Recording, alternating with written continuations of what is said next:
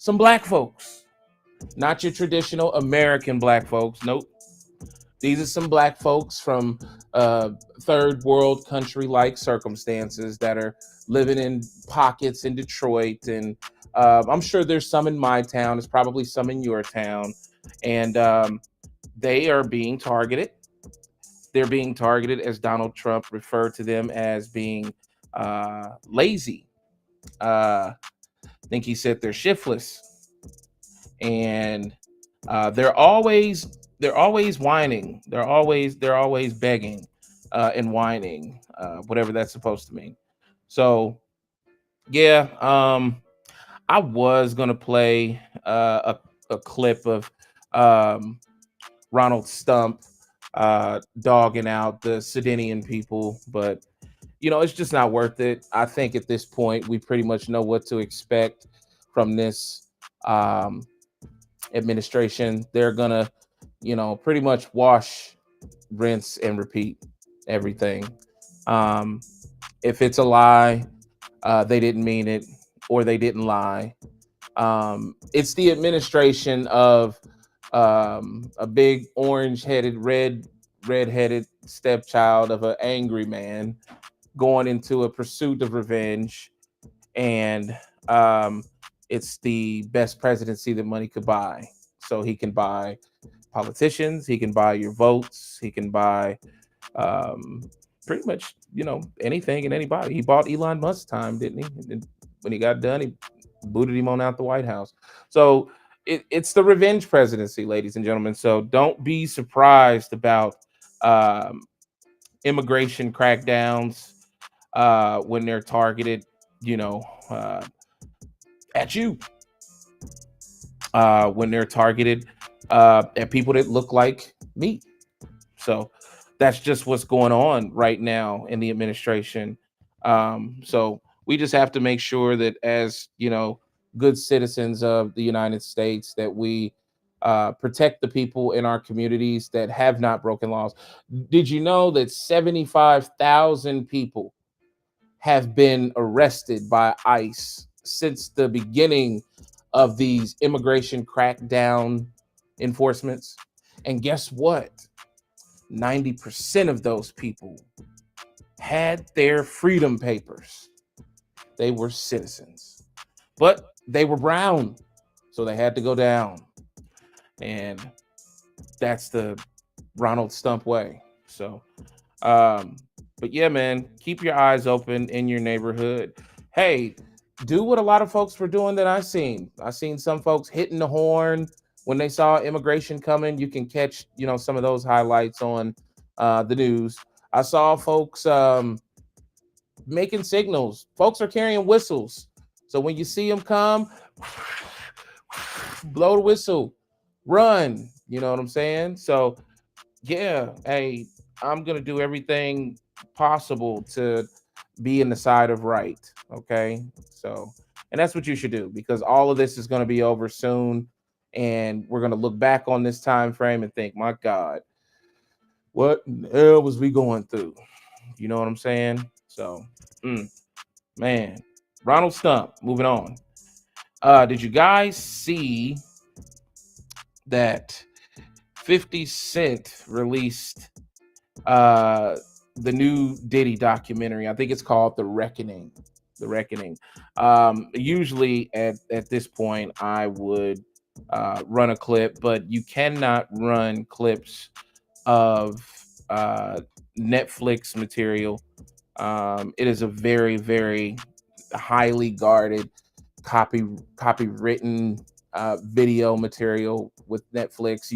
Trust me, if you try, immediate copyright infringement, boom, like you'll see it immediately hit you in your YouTube account, and you might catch a copyright strike. So you won't get the video off, but you might catch the strike. But nonetheless, 50 Cent, we're trying to see if we have at least a picture. But nonetheless, 50 Cent dropped that documentary, and man, it has been just getting crazy rave reviews. There it is. That's the cover, and I made sure to get a cover with 50 on there. You know what I'm saying? With the vest on. That's get rich or die trying 50.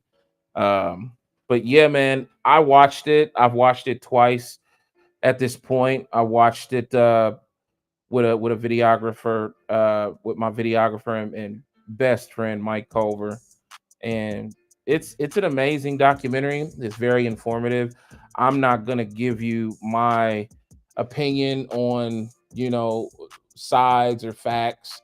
I generally don't cover stories like these because there's enough people in the information space covering it. So I try to let stories like this kind of just take their run their course. I really honestly don't care for uh, black tear down stories, black community tear down stories. I like awareness black stories, but and Puffy's story is his own, make no mistake, and I'm not in defense of him or um in the side of 50 Cent with it, but I will say that it's a lot of shocking pieces of information. It's a lot of just shocking behavior.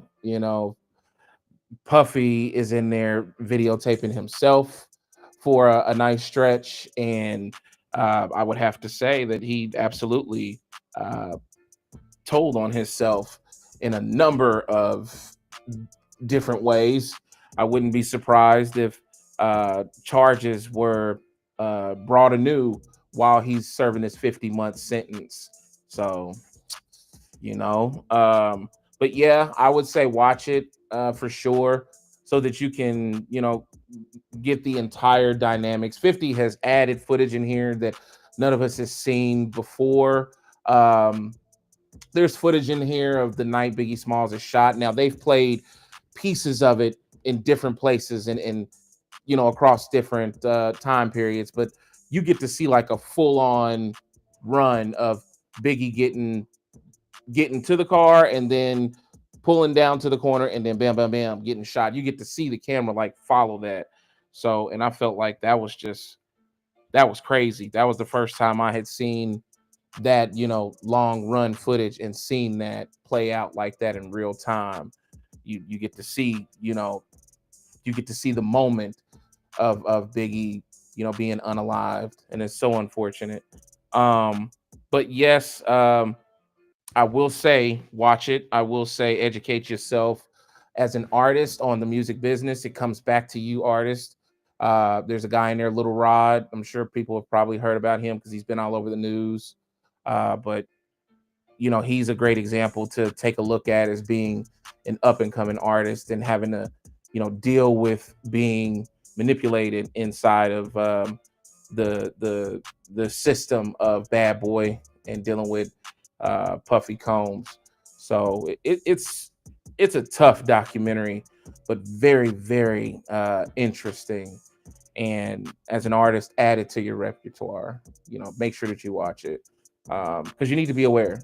You need to be aware the game is falling, and it's falling in on itself. Speaking of the music business, all right. So things are changing, ever changing. Now more than ever, it's more important to be independent, more independent than you ever have. Okay. But there are still traditional deals, there are still traditional labels, even subsidiaries functioning in a traditional capacity, like Puff, one-time allotments of funds, the advance, and then nothing else. There's still a lot of that kind of practice. So just educate yourself. It's not all about Puff, but it's about Puff and the system, and um, you should always be aware, of your dealings and surroundings inside of any situation. So if nothing else, watch it for that. But yeah, man, crazy, crazy situation there. Um, next, um, Fuji's, the Fuji's, Proswell. I don't know if you guys know who Proswell Michael is, but he's one third of the Fuji's. He was the, I would say, lesser known member because you had Lauryn Hill, you had Wyclef Jean, and then you had Proswell. Um, if you don't know who Proswell is, you probably have heard him on the old Dirty Bastard and Maya song Ghetto Superstar. Ghetto Superstar, that's what you are. He was on that. Um, he's the dude that's got the kind of like an abstract kind of flow. I can't think of the words, but he sound like that. You know what I mean? Proswell has um, found himself, man, getting I want to say, man, about a 14-year prison sentence. And I'm going to look that up right now because I actually could not find the ad where I originally had put it. Give me 1 second there if you don't mind, my good friends. Let's see. Yeah, this is not what I'm looking for. But while I'm looking for it, I'm gonna keep talking to you. Yeah. Apparently, um, this is a pretty bad situation for Proswell. Um, Here goes. So, Fuji's rapper Pros Michael is in significant legal trouble. Recently sentenced to 14 years in prison, November 2025. So just last month, for a scheme involving illegally funneling foreign money from Malaysian financier Holo, Jholow, into the 2012 Obama campaign and lobbying the US government for China, facing charges like conspiracy, money laundering, and witness tampering, with additional recent lawsuits, including one against Fuji's bandmate Lauryn Hill. So he's got something going on where he's got the Lauryn Hill lawsuit. The Lauryn Hill lawsuit specifically says in late 2024, Proswell sued Lauryn Hill, alleging her behavior sabotaged the Fuji's reunion tour, claiming fraud and breach of contract. So that's what that is with the internal situation with him and Lauryn Hill, with the group situation. I didn't know about that. That's an ongoing lawsuit, but I don't know how that plays out when you have a civil lawsuit and you have a an international federal um, criminal um, situation going on looming above your head, and you just lost it and got 14 years and going to prison. So I don't know. I think that lawsuit against Lauryn Hill is probably going to end up nil. But nonetheless. But yes, I don't have a picture of Mr. Proswell, but you can look up Proswell Michael yourself. He's a brother. Last I seen him, he had some kind of cornrows or something like that. So, and he's going to jail for 14 years.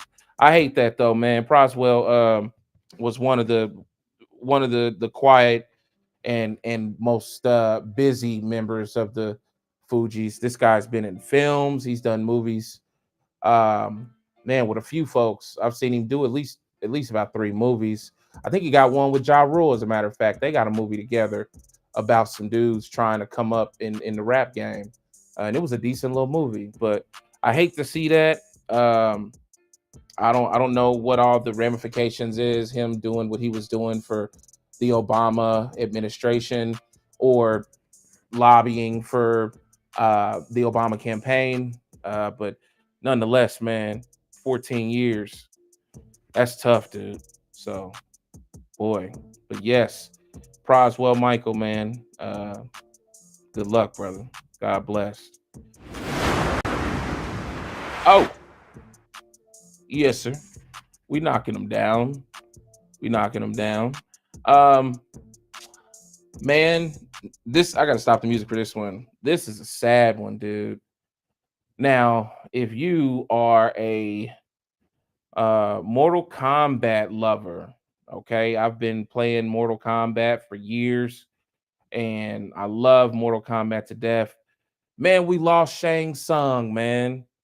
We lost Shang Tsung. He passed away at 75. 75 years, 76 years old. 75 years old, man. His real name was Kerry Hayaruki Tagawa.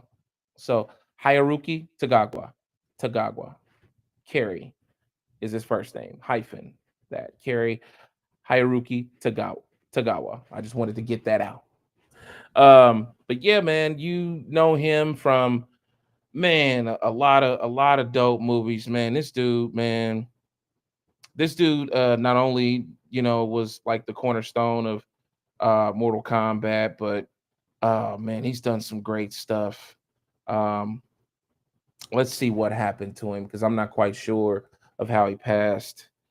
Kerry Hayaru, Hayaruki Tagawa, an actor famous for his work in the Mortal Kombat franchise, is dead. Tagawa died Thursday in Santa Barbara, California, the result of complications from a stroke. There it is. This is according to his family, who told the news outlets. He was reportedly surrounded by family, including his children, when he died. And Tagawa is famous for playing Shang Tsung, an evil sorcerer in Mortal Kombat movies and TV shows. And he voiced over in the video games. So he was threefolded. In addition to his work in Mortal Kombat, Tagawa is also known for his roles in The Last Emperor. Now remember.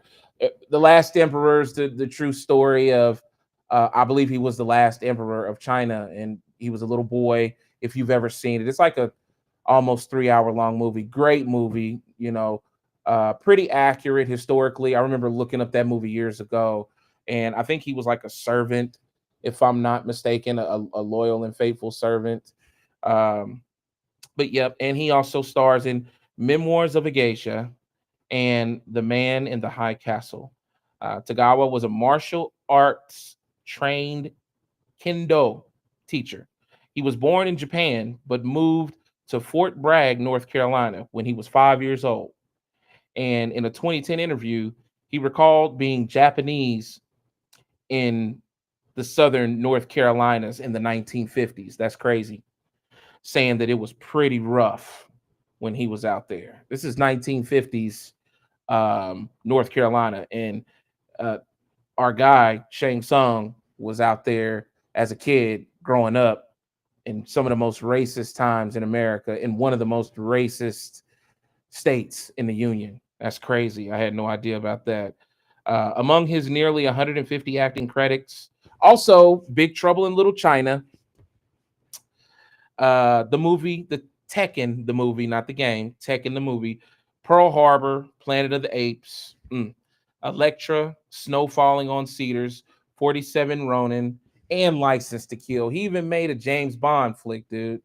So, man, give it up for him. Give it up for the work that he put in. You know, just a great actor, and it's just so unfortunate. 75 is, I know folks will say that's old, man.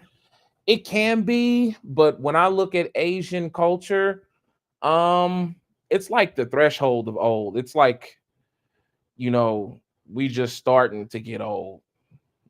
You know, I mean, I've seen Asian business owners running restaurants on into their 80s and stuff, and back there cooking like they are 20 something years old. It's just they have a lifeblood about them that is amazing. So it's just unfortunate to see this brother right here pass away. But man, he left a lot of good stuff, a lot of good nuggets for us. And not to mention, Mortal Kombat. Hopefully he got to star in that new Mortal Kombat.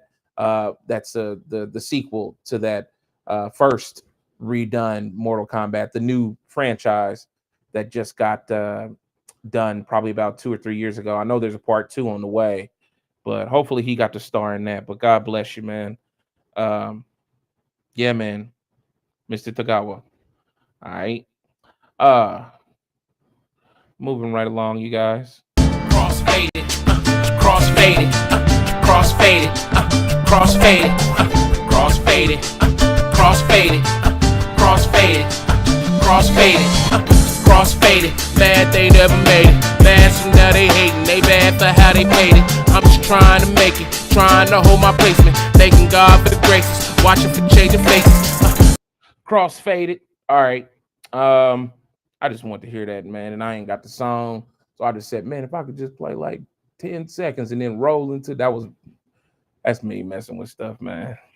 But nonetheless, all right, moving right along for real.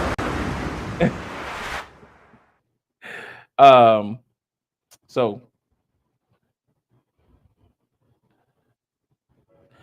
um oh yeah, another lost ones, man. Pause the music. I like to pause the music for the lost ones. Man, we gotta give it up to I don't know if you guys remember this gentleman, but his name is Eldon Campbell, man. Eldon Campbell passed away just recently. I think just a couple of days ago.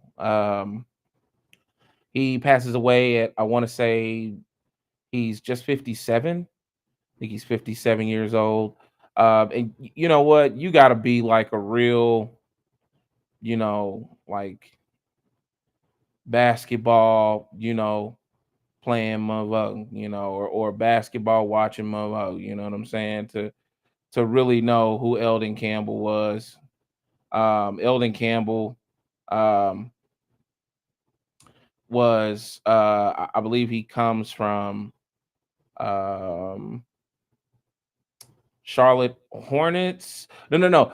Maybe he starts in LA and then at some point he goes to the Charlotte Hornets, but he's kind of been through a couple of professional basketball teams and man, pretty weird, eerie situation with Eldon Campbell. When I first seen it hit the news, people were saying they didn't know what happened and this and that, and then as it progressed, I guess it was like a mysterious drowning of some sort. The family was just still kind of trying to piece things together and figure things out. So, man, just kind of messed up there. The brother wasn't nothing but 57 years old, you know, and he did a lot of damage while he was in the league. Some of the stuff that Eldon Campbell did. He first of all played from 1990 to 2005, and it was primarily with the Los Angeles Lakers for starters. Okay, so he was out there with. I feel like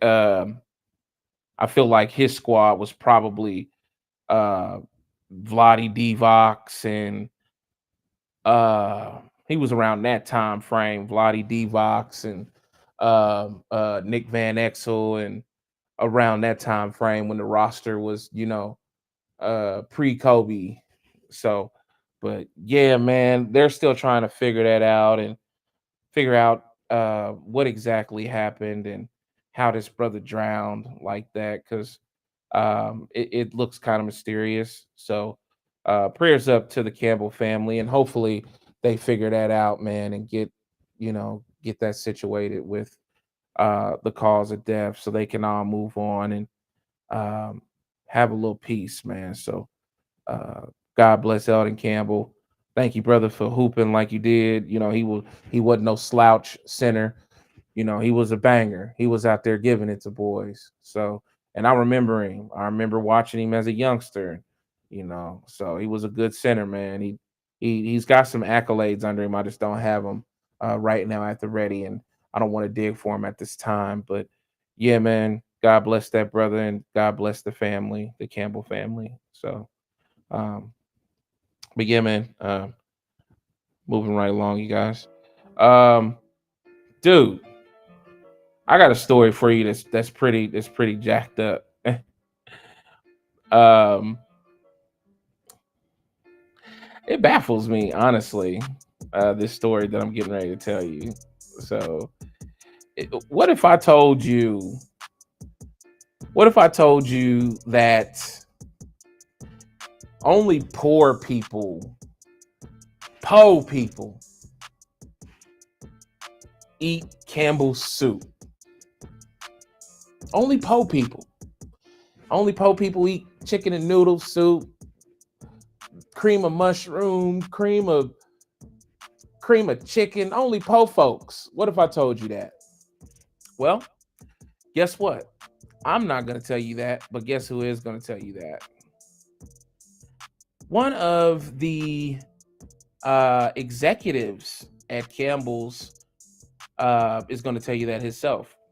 You had an executive just recently, as of the last couple of days, um, get caught in a rant about Campbell's soup and about it really just being for po folks. Sound like he wanted to say, "Don't nobody eat Campbell's soup but niggas." But I'll let you hear. I'll let you hear what the report said. I think this is being called by um, a local TV station, I believe, WHAS 11. So check this out. Campbell's. Good. This morning, Campbell's Soup is denying claims about its products, allegedly made by an executive in a recorded conversation. The person in the recording is also heard belittling Campbell's customers during an expletive-filled rant. That's for poor people. Who buys our I don't buy Campbell's products barely anymore. It's unhealthy. Now that I know what the in it, I can eat bioengineered meat. I don't want to eat a piece of chicken that came from a 3D printer. The recording is allegedly from a conversation that's now part of a lawsuit filed by Robert Garza, a cybersecurity analyst for Campbell's, who claims he was fired after reporting the alleged remarks, which he says also included racist comments about company employees. Garza claims Campbell executive Martin Bally made those comments after the two met to discuss Garza's salary. In a statement, Garza's attorney saying, "This situation has been very hard on Robert. He thought Campbell's would be thankful that he reported Martin's behavior, but instead, he was abruptly fired." Campbell's responding, saying, "If the comments were in fact made, they are unacceptable. They do not reflect our values and the culture of our company." And going on to say, "The comments heard on the recording about our food are not only inaccurate, they are patently absurd." Nothing melts away the cold like a delicious hot bowl of Campbell's soup. Campbell saying, "The chicken meat used in our soups comes from long-trusted, USDA-approved U.S. suppliers and meets our high-quality standards." And the company noting, Bally worked in IT and had nothing to do with food production. Bally is on leave, pending a company investigation. In the meantime, the Attorney General in Florida, a state that bans lab-grown meat, says his office is now investigating Campbell's products. We reached out to Martin Bally, but did not hear back. Campbell says it has not been able to verify the recording. Sophie Flay, ABC News, New York. Woo! He went off, didn't he? I'm not gonna eat that effing stuff, man. Effing shit. Effing, man. It's effing poor people, man. And bioengineered meat and effing stuff, man. It's meat's made from a 3D printer, man. Dude, that was terrible. Yeah, I'll go in my kitchen right now, and I probably got about at least 6 cans of Campbell's soup products, ranging from cream of chicken, cream of mushroom, and Campbell's chicken noodle soup. We just keep on catching these closet racists, or these, if they're not closet racist, then they're affluenza infested in the souls individuals talking ridiculous about people of color or people of lower means. We just keep catching them, and my question is how do these guys get positions with these kind of companies? If you don't care about Campbell's soup, why in the fuck do you have a job with them? Why are you working there? The way he spoke, it felt like it was just so beneath him, Campbell's soup, and the chicken is fake chicken made from 3D printers. Like Campbell's soup is really in there 3D printing chicken squares. I'm sorry. Yeah, man, we're in a time right now in the country where if you run into a racist, they're going to brazenly let you know in some form or fashion. And, racism is at the forefront and at an all-time high. It's literally, just pouring from underneath the lid. It's busting the lid over and open and runneth over. So, man, you just got to be careful. You got to be careful all around the table. You got to be careful of the products you consume. Yes, not saying Campbell's is a product that has an issue. You got to be careful with the companies that you patronize. Absolutely. You could be buying products from a guy that says that about you when you walk out the door. Um, Me personally, what do I think about what he said? Man, I've been eating Campbell's soup since I was a kid. I was watching the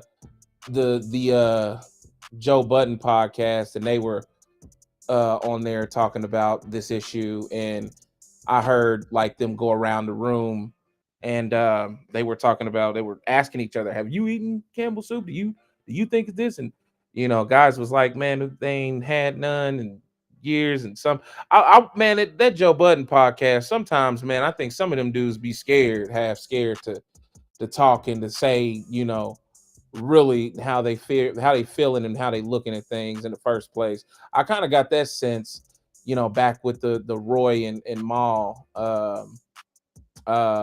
when they were, guests on that show. So, I don't really take anything from the Joe Budden podcast to heart necessarily, or for statistical structure, unless it's Vince Staples calling in or getting called, because that boy be speaking the truth. But other than that, like, man, how you got a room full of brothers and everybody acting like they ain't never had no Campbell's soup before?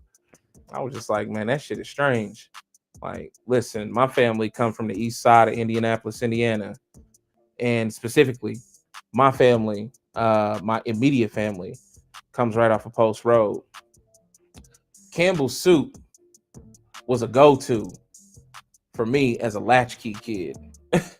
I'm coming in the house from school. My mother ain't about to be here until she get home some nights at about 10 o'clock. If she had to do the 4 hour, overtime, she was getting home at like between 3:30, 4 a.m. So, yeah, my go-to was Campbell's soup and spaghettios and raviolis and stuff like that before I knew how to really cook. I was a 10-year-old kid, taking care of myself in the house. So I don't know, what black kid grew up and didn't have an experience with Campbell's soup. Or Campbell's soup, it just seems so far removed from your life. That's was crazy to me to hear them talking like that. But teach its own. And I have to keep in mind, the Joe Budden podcast is also one of the highest grossing podcasts in the industry. So I mean, these guys have probably been eating steak tartare for a long time.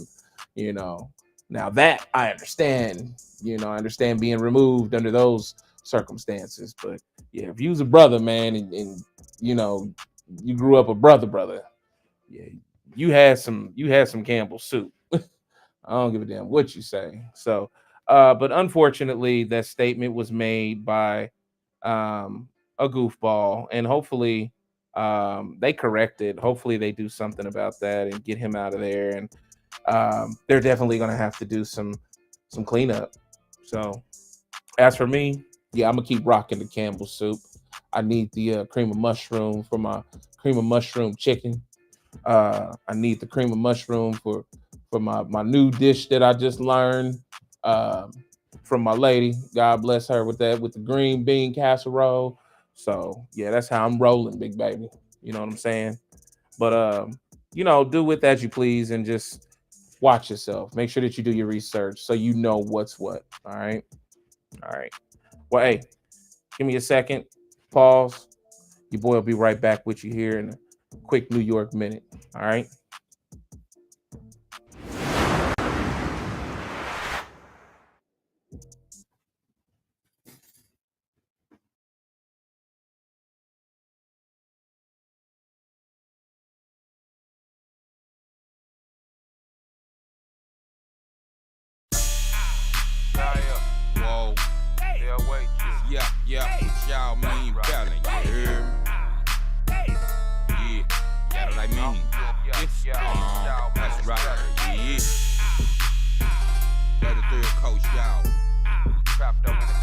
This your boy Young Bleed. Giving y'all what a nigga need.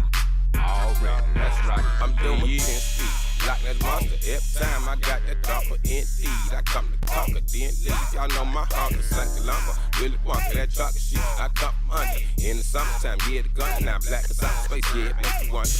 Translation, I'm that nigga who the future promise. Shoot your mama, coming with that bullshit. You knew the drama, who the dunker, nigga with that full clip. You knew my gunner.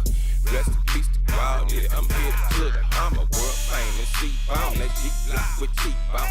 Girls change, but we strong. The world change, we keep on playing. In my layer, walk the fact and shit the girl says. It ain't no faking, I get the breaking shit. The Himalaya mountain, that's my beat. Roll me up and walk me geek like a freak of the week. But don't say nothing, I palace speak. See me walking in the redwoods, you can find me in the forest. On some Tom Hanks, a young tank, some Brian Lincoln, harvest place. I gotta say, what a life, man. I be coming through, cutting like a butter knife, man. Every time I do, I make these bitches pay the price, man. You could ask my crew, I'm due, take a whole slice, man. You know me, I gotta say, what a life, man. I be coming through, cutting like a butter knife, man. Every time I do, I make these bitches pay the price, man. You could ask my crew, I'm due, take a whole slice. That's right, I'm talking that good green, New Orleans, Baton Rouge, we on the scene. Street fuck, the boat city, we keep it funkin' like collard greens, y'all doubt I mean green, my OG, my text team like Lil Young, we got the lean, promethazine, codeine, I'm calming my nerves, sipping syrup back on the curb, put my balls in my word, you ain't heard, crumbling herbs, I came to tell you something good on my UGK, coming out the back of the woods to see what you gon' say, all day, go real shit, so off the chain, but still a pit, pimpin', don't you tell me, make the bitch go steal a fit, that killer shit, Southside, beat your pussy ass outside, outlaw, how we ride like he hop, bitch you could die, young hog, dumb dog, don't start that, I come for y'all, come out, that's bullshit, I take that and run the ball, gun and all, America, we live this, I'm telling you, ride the danger, feel like it ain't kill something, make you feel it, bro, I gotta say, what a life, I be coming through, cutting like a butter knife, every time I do, I make these bitches pay the price, you could ask my crew, I'm due, take the whole slice, you know me, I gotta say, what a life, man, I be coming through, cutting like a butter knife, man, every time I do, I make these bitches pay the price, man, you could ask my crew, I'm due, take the whole slice, man, you know me. I'm getting ready to go on. What?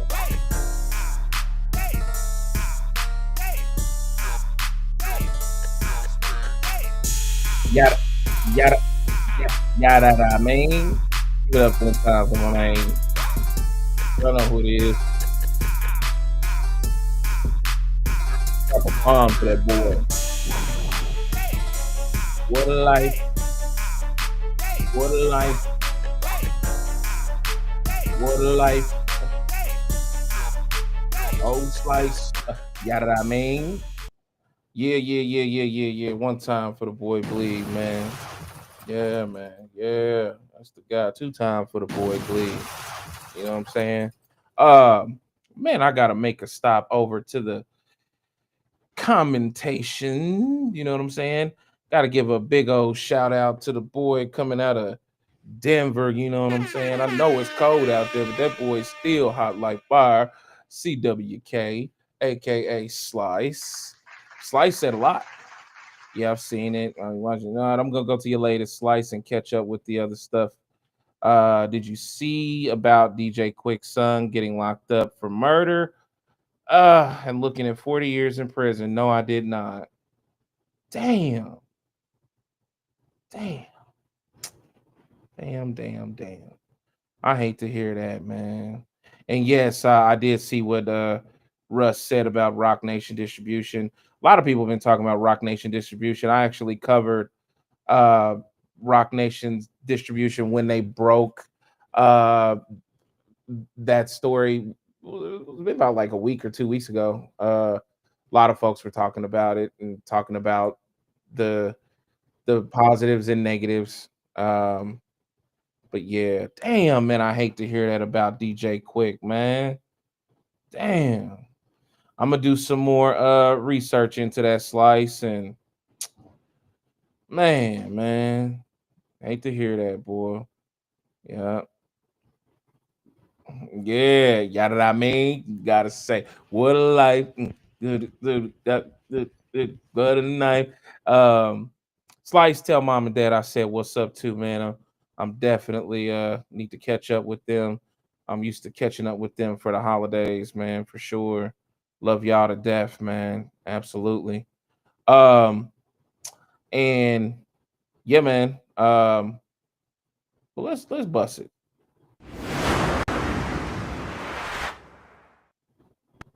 I said let's bust it. Whoa. I said let's bust it. All right. Well, I can't bust it for some reason. My little my swoop is stuck right now, so I'm gonna just do a mouth swoop. That's when I'm going to the next subject. You know what I'm saying? Um. So next on the menu, um, dude. I don't know if you guys have been seeing, but yeah, man, Daz and Snoop, man, they wilding out right now. I ain't got no picture to put up of them. Really, man, it's really, you know, just Daz telling his speaking, you know, his side of things, his truth to things, and then Snoop responding in a terrible way, man. So I did a video on this actually, and you can actually go look that up. The video kind of snapped out, man, and uh you know started to kind of run up a little bit. But Daz is in this video when he did a sit down interview uh with I think Punchline Army or Punchline Army's host, can't think of his name, but he sat down and did an interview and he told them that he was kicked off of death row multiple times, basically. And he was kicked off of death row because of just disagreements with his cousin, Snoop. And this is dealing with at the bottom of it, masters. So I guess Daz said in that statement, and he's probably said in other places that he was asked by Snoop to give up his masters. Snoop wants his masters. And if you don't know about Death Row, um, so you know Snoop acquires Death Row like 3 years ago or something like that. I don't know, maybe a little over 3 years ago by now. I actually covered that too when it first happened. He bought Death Row from the same company who owns. I think that company owns like a popular game system or game. I don't know. I can't remember. I hate that because that's going like way back, but not even way back, but just a few years at the beginning of all this. But he acquires Death Row from them. Excuse me. And Snoop immediately announces that first thing he's gonna do is give the masters back to the old Death Row artists. So Lady of Rage and you know RBX, Daz, and other artists on that Death Row imprint. But Daz is saying that that never happened. And in fact, Daz is saying that uh, at one point in time, Snoop had a very big show, and this is when Daz was back on Death Row, and Snoop did not invite Daz to come to the show and perform. Um, so and when he asked Snoop about that, Snoop asked him about his masters. He said, "I need them." And when Daz was asked by the interviewer, well, why does he want your masters? And he said, well, basically, Snoop has a plan. And Snoop's plan is to, and I'm just kind of spitballing off of the interview and what I've read, but Daz says Snoop's plan is to um, collect all those masters and then sell the whole imprint. Okay, so he's gonna sell the name Death Row and the catalogs attached to it. I say catalogs because you got Tupac in there. Should he get Daz's masters? You got Lady of Rage. You got, I don't think you have Warren G, because Warren G was actually signed to Def Jam. But you got, again, RBX.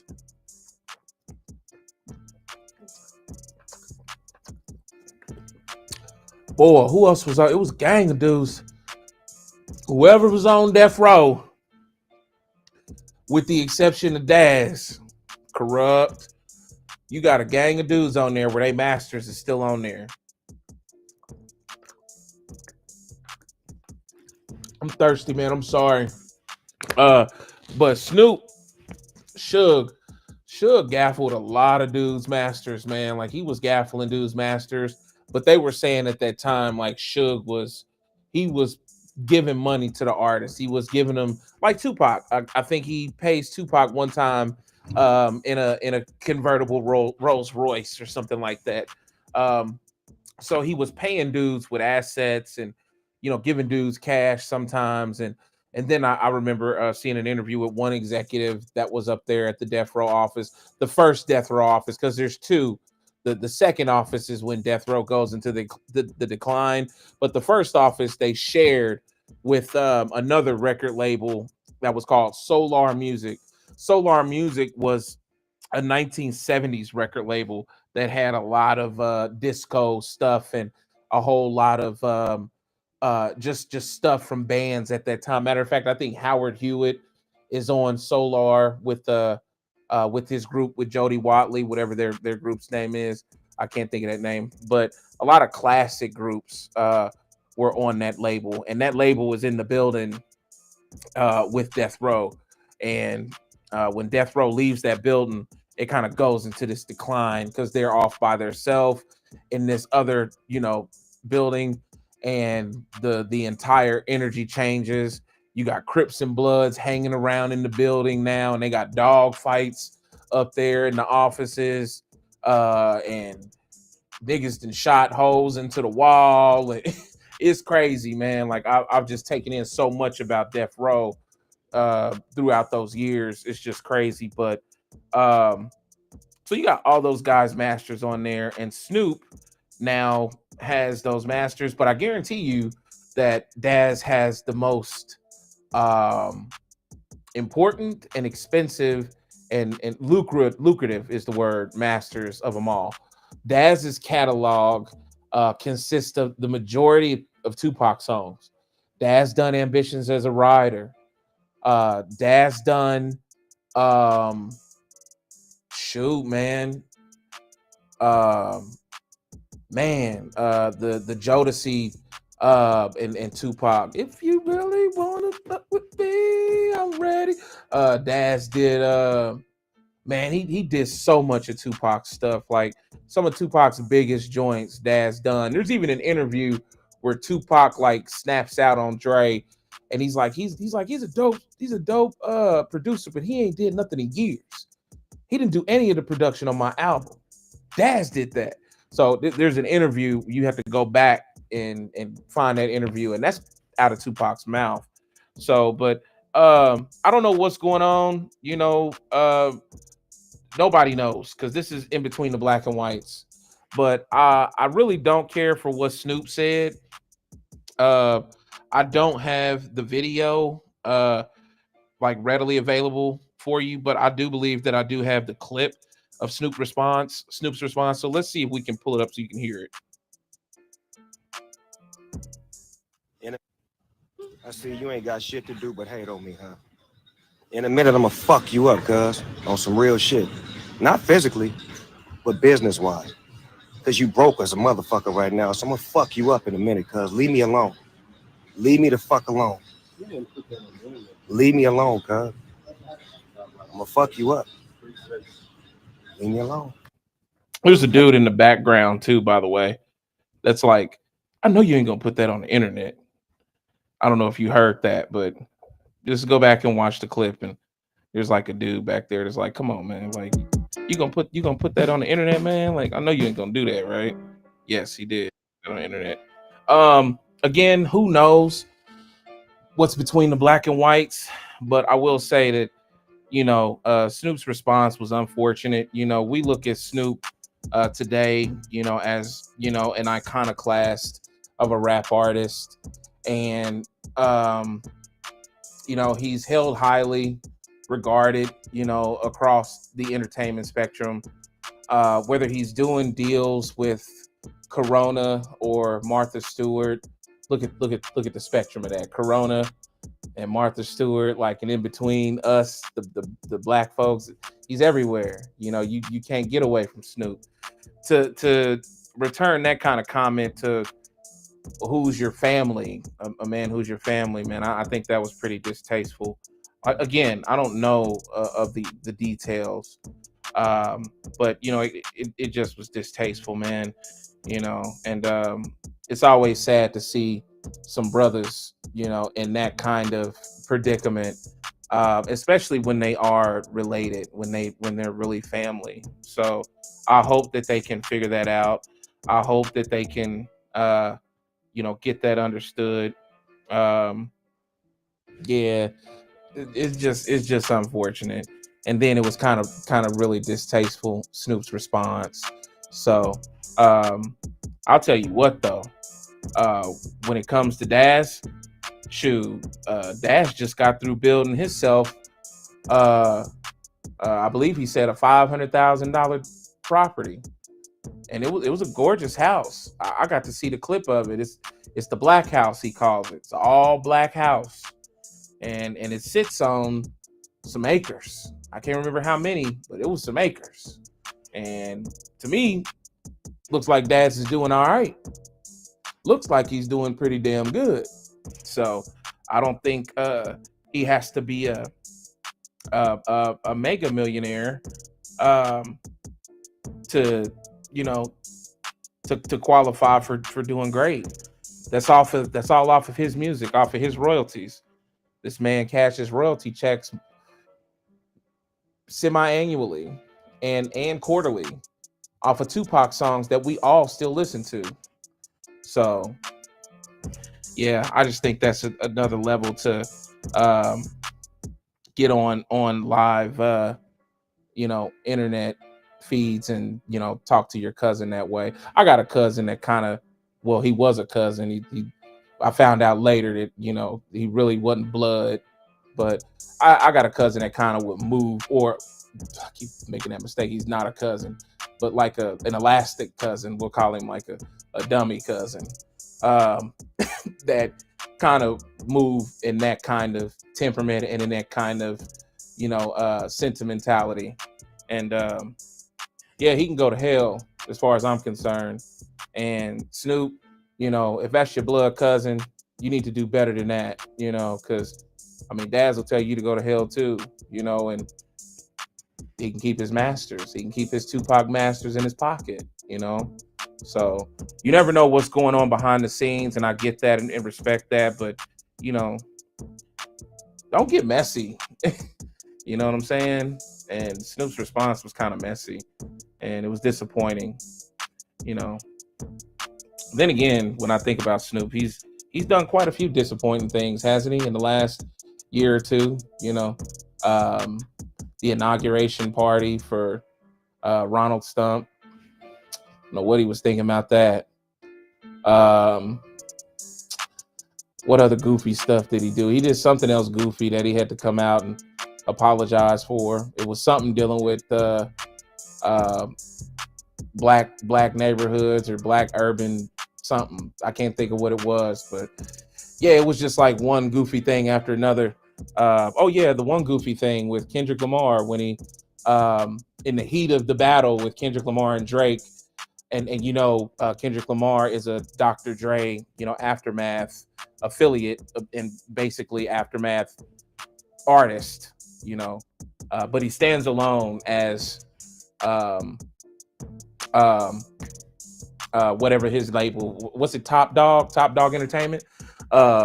So, but Snoop has said he got a song sent to him from Drake. Yeah, Drake during the battle, he done a song that had an AI Tupac verse on there, and he put an AI Snoop verse on there, and Snoop goes and takes a video of himself dancing to the AI, him and Tupac with Drake on the, and then he had to come back and apologize to that, and he said, I tried to call cuz, you look this up. He said, I tried to call cuz, talking about Kendrick. He tried to call Kendrick, and I left a message and just told him, hey cuz, I didn't know who sent me that song, cuz. I didn't know. I get so much stuff, cuz. I apologize, cuz. That shit seems super lame too. So Snoop has been fumbling out here a whole lot, like the president that he did the inauguration for. So I don't really know what to say, but hopefully you brothers can clean that up. You in particular, Snoop. So, and my swoosh is still not working, ladies and gentlemen. I just tried to swoosh on you one time, but the swoosh is gone. So, moving on to the next situation. Did you hear about Netflix's blockbuster deal? Man, stop the music. Give it up for Netflix. Give it up for them doing something unprecedented, changing the game. They're getting ready to change how we once again take in TV and take in movie and films. Blame. They did it once. When?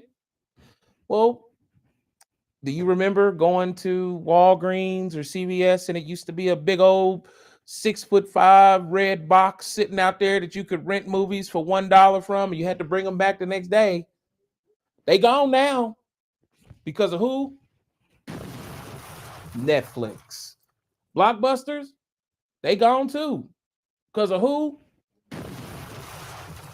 So, without further ado, Netflix is about to bring you an entire catalog from Warner Brothers. If you have not heard about it, you must. You need to hear about it right now, right here, nowhere else. All right? Here's what's going on. Netflix is announcing a definitive agreement to buy Warner Brothers in a multi-billion-dollar deal. The streaming giant says this, quote, brings together two pioneering entertainment businesses, combining Netflix's innovation with Warner Brothers' century-long legacy of world-class storytelling. But some lawmakers are raising concerns. ABC's Elizabeth Schulze has the details.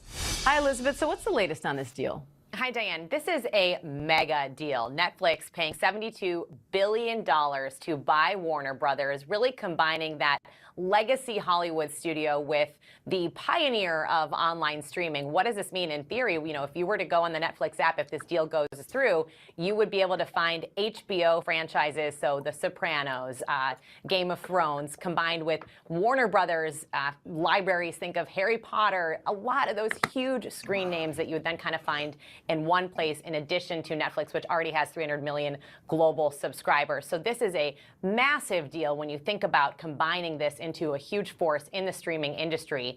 Really, the question is going to be, Diane, does this deal go through? Does it get approved by regulators? Now, other media companies like Paramount and Comcast still have offers in to buy Warner Brothers. Do they just go away now, or are those options still on the table? Right. So this has been finalized. Essentially, those bids didn't win out. As Netflix said on a call this morning with investors, it had the best offer. And this was an incredibly heated bidding war because of just how valuable a lot of those Warner Brothers assets are. Now, keep in mind, as part of this, there will be a separate spin-off of some of the cable channels. This was already announced earlier this year, Discovery Global. So think of some of those streaming channels like CNN. Those will be spun off into a separate company that would be publicly traded. So that would not become part of this Netflix deal. But, you might expect there could be some further further kind of questions in light of how intense that bidding war was. Paramount had accused this process of being rigged toward Netflix. We'll have to see kind of what they say in the wake of this, and then really we'll have to see what the Trump administration, what other regulators say in the wake of this if they agree to sign off on this deal, on this merger happening. So what happens next here? So we're going to be looking at exactly what those regulators say. Do they give any hints on if they would approve this? That, this is a global deal, so it also depends on regulators overseas. The but valuation. the hope Netflix says is that the this deal would close in the next 12 or to the 18 deal's months. value. So that's a time frame we're looking at, So a year and a half. they're paying potentially for this deal to come 72, through. but Just it's really valued at hard 83. to overstate, As soon as Diane, it comes just through how the door, they notable picking this up. is when you think What about is the amount that? of money that's being paid here. 13 we have seen some other or deals 11 before when you think about a tech billion company like coming through the Amazon. door. It bought MGM Studios, so that kind of merger of tech and Hollywood. But this takes this to an entirely new Yeah, level, you can, because I just kind of been. Chelsea, thank you. Hey, how's it going everyone? My name is Tim. In this video I'm gonna explain how you can easily record your screen for free on Mac and Windows devices. To get started, we're gonna use Veed's online screen. Michael Jordan set to take the stand today.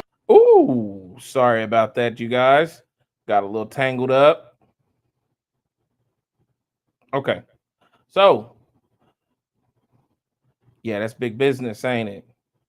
Big dumb business right there. Yeah. So, looks like in totality, the deal is valued at $83 billion. It looks like they paying 72, and the deal has equity around $11 billion inside of it. If you recall, I covered this story 3-4 weeks ago or something like that, and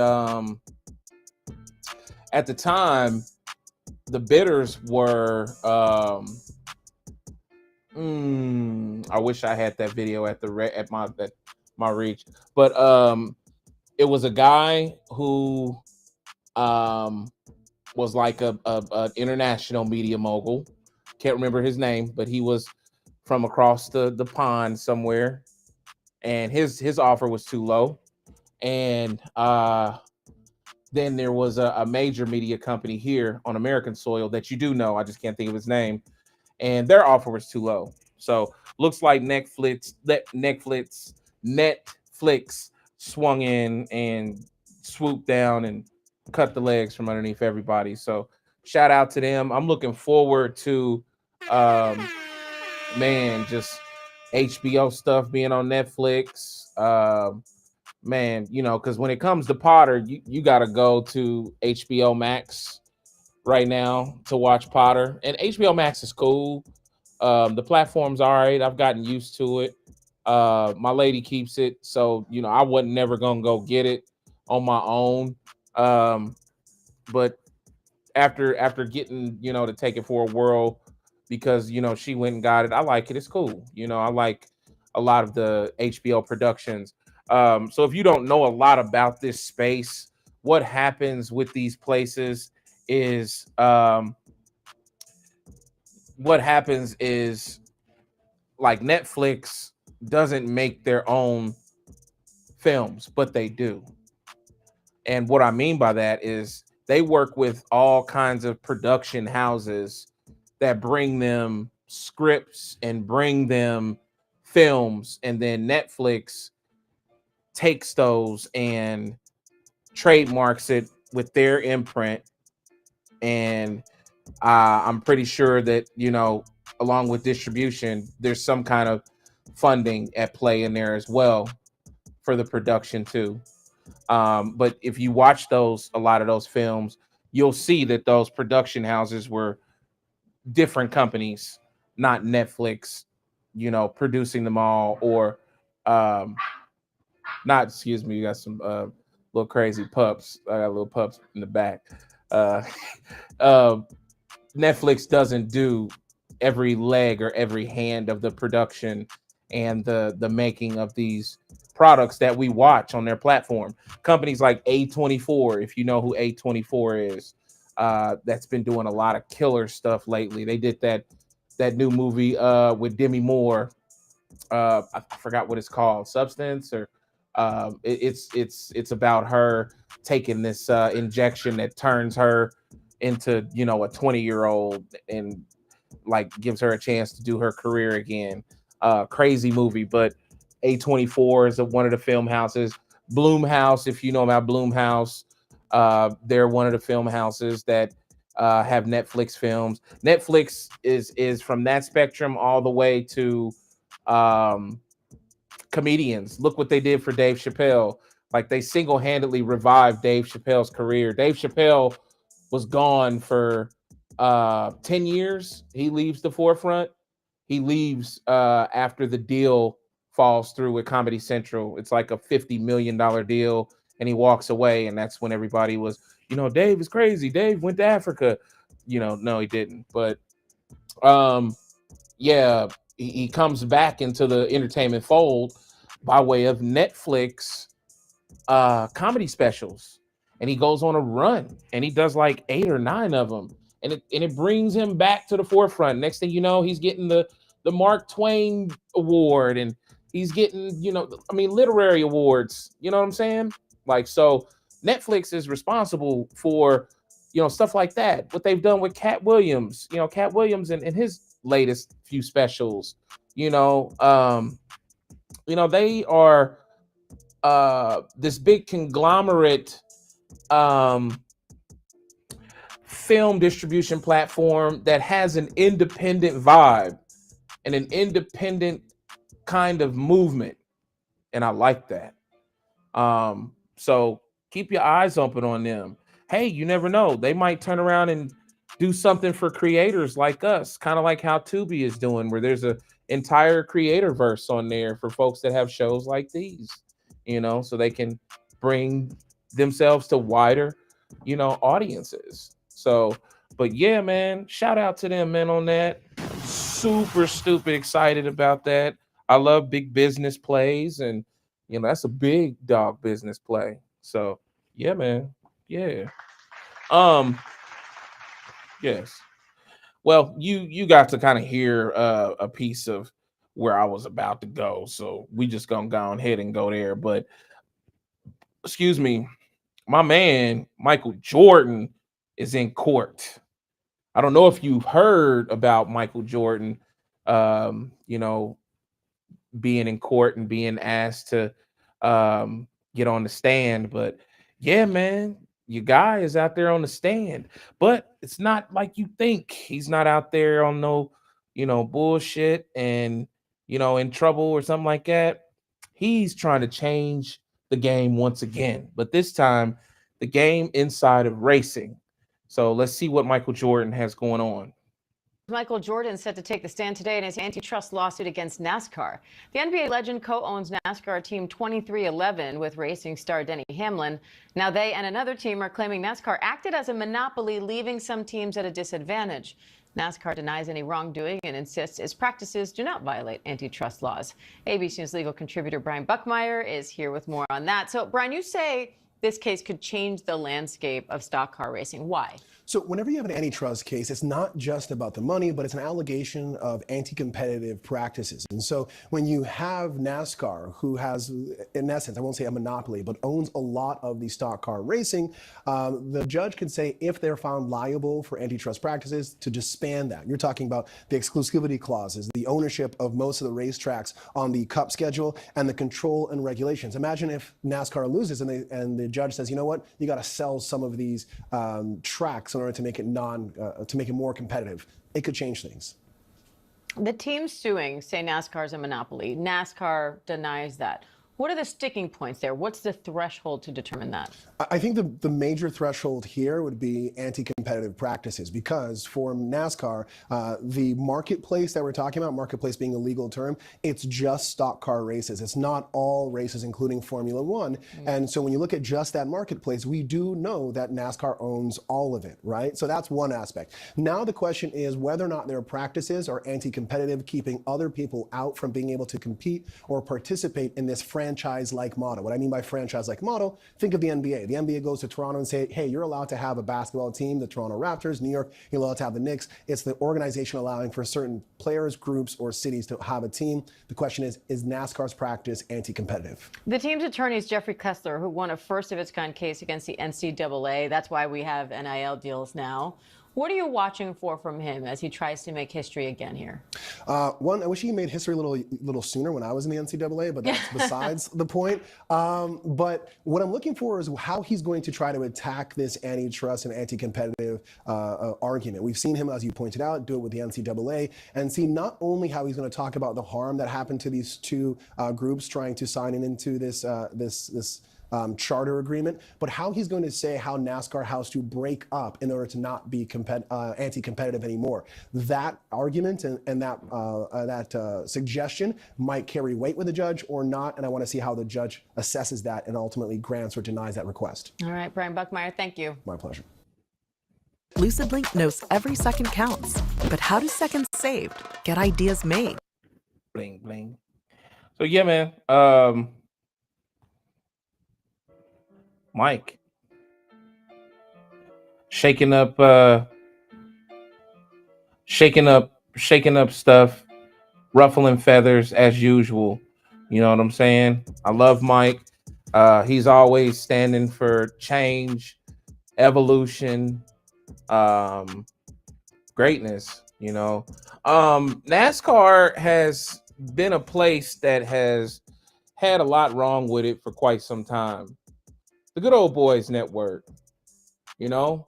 I remember just a couple of years ago, what's that driver, the black driver, I think his name is Bubba something. Didn't he have like some kind of racial artifact? It was a noose. There it is. I just remembered that story because I take all this stuff in. My hours are ridiculous with research, and some stuff I won't, you know, cover, you know, but I remember him. And at that time, yeah, I didn't have CrossFaded, but I just remember reading that story. And yeah, he had a damn noose in there on his toolkit, or in there where him and his pit crew were. On the screen? Wow. Oh, a noose hung in his garage. Who wrote that? Oh, okay, cool. You know what I'm saying? That's the team right there trying to keep me, you know what I mean? But yeah, man. So yeah, you know, I mean, then if I think back even farther past that, I remember being a kid, and I remember the whole Willie T. Ribs controversy, you know, and they was making fun of his last name because he was Ribs. And, you know, it was a whole thing about him, you know, he shouldn't be out there and this and that, and nothing else but purely because he was black. You know, here's the thing. When it comes to NASCAR and all the racing legs inside of underneath that umbrella of racing, it's kind of like tennis. There aren't any outlets or any exposures for black people, black kids to go into that industry, you know? So it's been guarded. There's white gatekeepers, and the money is real tall. So, you know, here's Michael, and he's inside of this, you know, situation. And this is a man whose money is, you know, limitless. So NASCAR, sounds like you got a problem. Sounds like you can't shoot this a nigga here away. What do you propose to do? Maybe it's time to get right. You know, maybe it's not all about, you know, sunburns and beer koozies and shit like that. Okay, so I'm looking forward to seeing what Michael comes up with, and you know, what happens as a you know, a conclusion to this situation. I was already hearing when he was in court. I don't know if they said it in this video, but I've watched a few videos. But people was like enamored with Michael. Even the prosecutor like walks up to Michael and shakes his hand, and the prosecutor makes a remark and says, my kid is gonna think I'm so cool. I'm like, you supposed to be defending NASCAR, ain't you, boy? So but yeah, man, just once again, the magic and the tenacity of Black excellence. I don't mean to go on and on, but it is what it is. And when you're dealing with Michael Jordan, you're dealing with another level of Black excellence. I'm sorry. I'm sorry, news outlets and other people, that you never could get a rape on him, or, you never could get a molestation on him, or, a drug situation on him. I'm sorry, and I'm sorry that he wakes up every morning thinking about whose ass he gonna kick. You know what I'm saying? He kind of got me on that years ago. A lot of my drive and tenaciousness comes from his mentality. So yeah, man, he's a problem that's just not about to just go away, and he's got a stake in racing. Y'all gonna have to deal with him. Simple as that. So, matter of fact, what am I doing? Thank you, Mike. You know what I'm saying? So, as I told you earlier, Jerome Murphy is not with us tonight. He will be with us next show, I believe. So that was my sports. Okay. Yeah, my first sports call. Michael Jordan, Eldon Campbell. You know what I'm saying? I consider that a part of sports, y'all. Also, I'm gonna pause. We got to give a moment of silence for my Cowboys. I heard what happened. I didn't get to see the game. It was a Prime game. I don't have Prime, but only one place in my house, and I ain't really too much used to watching TV in there yet. So I didn't get to see the game, but heard about my guys, and we'll be back next year. You know what I'm saying? And that is what it is. We the team that you love to hate. We the team that when we lose, it's a great loss for y'all. The slices of the world and others. You know what I'm saying?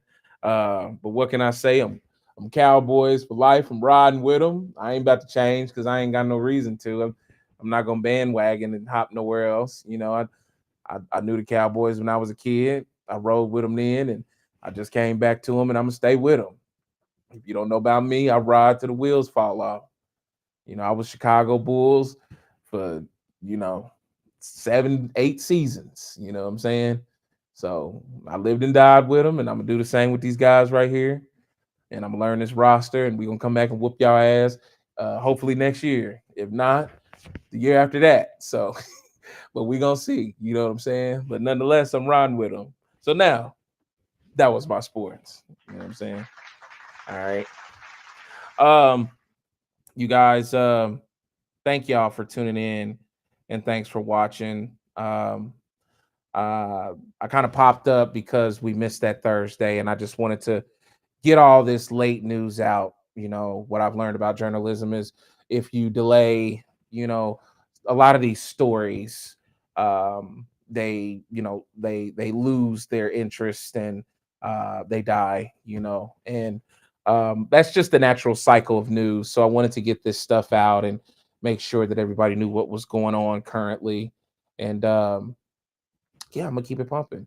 So we'll see y'all next Thursday. You also may be seeing me again, just popping up throughout the week. So if you're in the CrossFaded Family text chat, make sure that you're watching your text and you're, being aware, because you're gonna get a text next time when I just do a pop up and I just say, hey, tune in. You know what I'm saying? So it's getting close to Christmas, and I want to definitely get a couple of gifts in you guys' hands next week. I want to give a couple of things away, so that folks can, have something, from us on Christmas, that maybe for yourself or maybe for one of your relatives. So, but yeah, man, happy holidays. I hope you had a fantastic Thanksgiving. And I hope you have a fantastic Christmas. And thanks for tuning in, man. Much love, respect, and enjoy the rest of your night. If it's a football game on, I hope I didn't keep you too long. All right.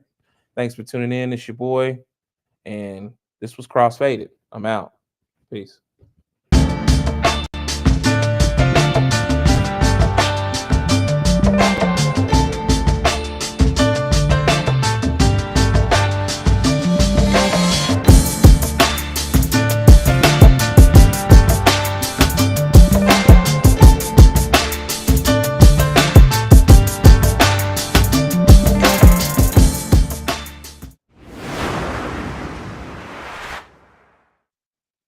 It's not just music, it's classic.